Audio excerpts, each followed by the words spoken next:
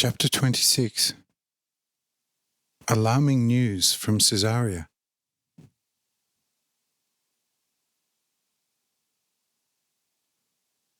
Cyrenius is amazed about the high Pharisee's wisdom and says to Mathael, "Friend, it is very difficult to talk to him, for you just get everything thrown back at you. He is filled with all sorts of knowledge in secret, and how splendidly he knows how to justify his situation. Ah, that has never been seen before. One cannot finally be angry with him. But now at least those from the city must be almost here, and then we'll see what they will bring to light." Mathael says, smiling, "Nothing at all, I tell you that, for these are too slippery and find loopholes everywhere to escape through. In short, in order to trap these people in some way, we need more than just human strength and human knowledge. I trust myself to heal hundreds of Greeks and Romans in a day from their foolishness. For whatever I say will be new to them, and they will even accept it with grateful curiosity. But there is nothing new that one can give these people. They are mostly indoctrinated in all knowledge and know how to represent their cause in such a crafty way that it is difficult to contradict them. Therefore, I also think that the Lord himself drew back a little, because he already saw in advance that it is not easy to deal and talk with the zealots. And so I also believe that the prosecutors and witnesses from the city will also achieve as little as we." Cyrenius says, "Well then, there is a very notable hearing for the moment, which under such circumstances does probably not occur twice on earth.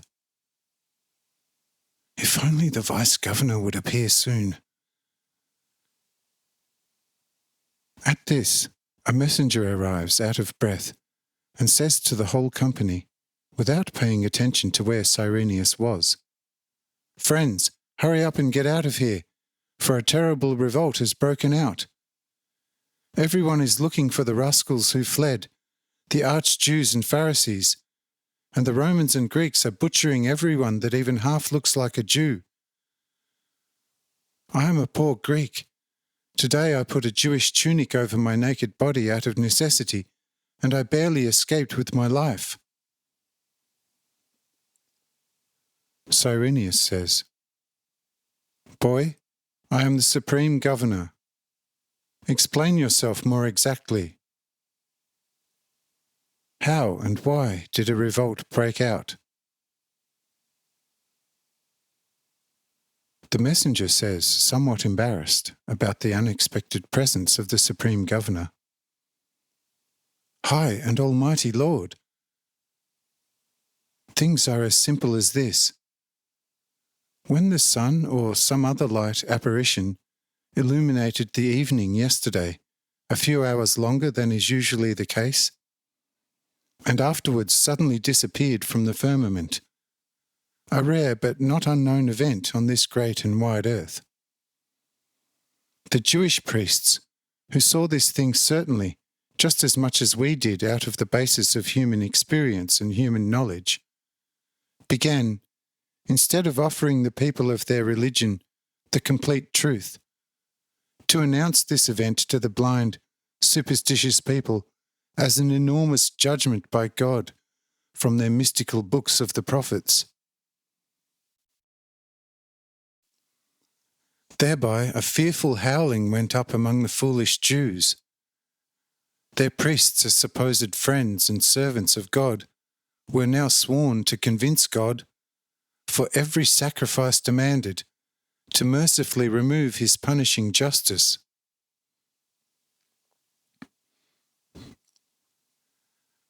When the smart Jews heard such support, only too clearly and truly, they answered in the priestly mystical pathos, "If you want to have God's severest judgment on the world turned away from you, you must now bring all the gold, silver, jewels and pearls that you possess as a sacrifice, as well as your best fattened oxen, the cows that are richest in milk and the fattest calves, so that we can then sacrifice them to God in a worthy fashion."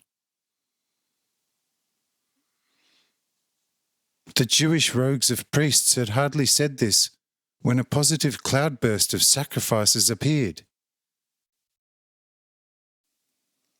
Our not-so-stupid priest also saw this and sought to persuade their people through a lucky shot to give generous sacrifices. They also found something from the old religion which served them well for the purpose of sacrifices. They let the good Apollo fall for a new Daphne and pay her a dirty visit. His enemy, Mr. Pluto, immediately noticed this and swiped the sun. And Gaia, Apollo, and his new beauty now found themselves in a terrible pickle.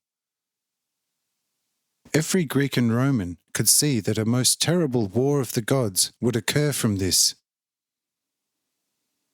Perhaps, if powerful Zeus was targeted with sacrifices and pleas, he could avoid this most dangerous situation. This invention brought much gain to our priests, but not nearly as much as what the Jewish priests were brought by their judgment by God announced to their sheep.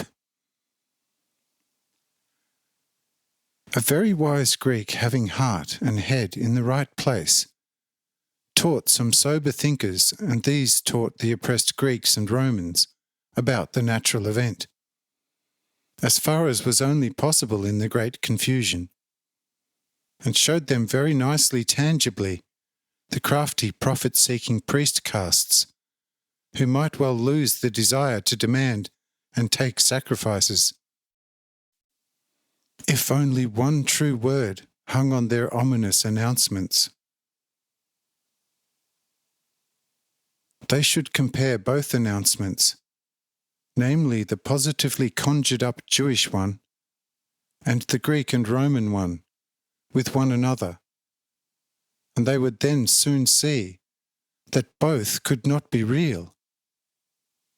For either what the Jewish priests had said or what the Greeks had said must have happened. But the gods would not be so foolish and cook up a separate benefit to every individual nation when they otherwise usually distribute their gifts from heaven among all believers and non-believers alike. Such instruction and similar things brought the people to their senses. Those who were known to be better Jews were also given similar instructions. But it was a futile attempt. These calves of God, on the contrary, gave threats and accused the paganism of being the cause of the evil occurrence.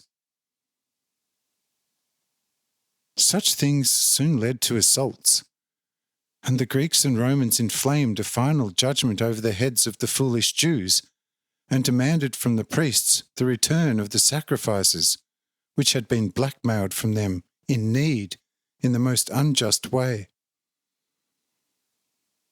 When this was not granted, they came with force to the Jewish priests, who well did escape their violence, and took to their heels through the smoke of the city burning in all the Jewish corners.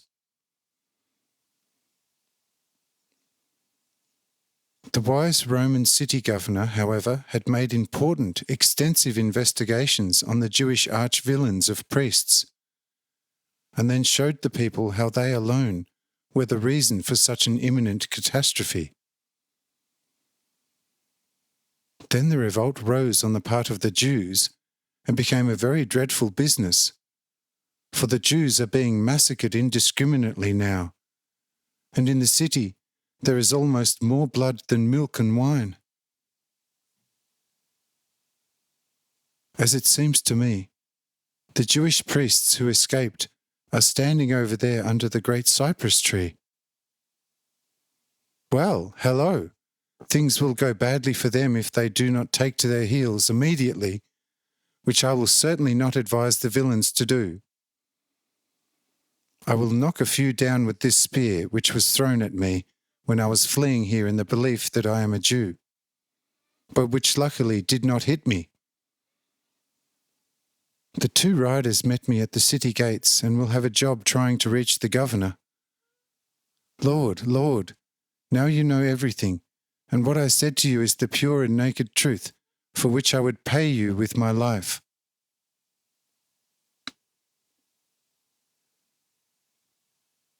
Cyrenius says, I am very grateful for this news. You did things very well. But now remain here, and if you are hungry and thirsty, take bread and wine. I will send a few cohorts to the city in the meantime to put down the uprising. Then you will serve me as a good witness against those Jewish priests. The messenger takes this request willingly, since he was already very hungry and thirsty. And Cyrenius only made a sign to Julius, and he already knew what had to happen there, since he had listened to the whole announcement by the messenger himself.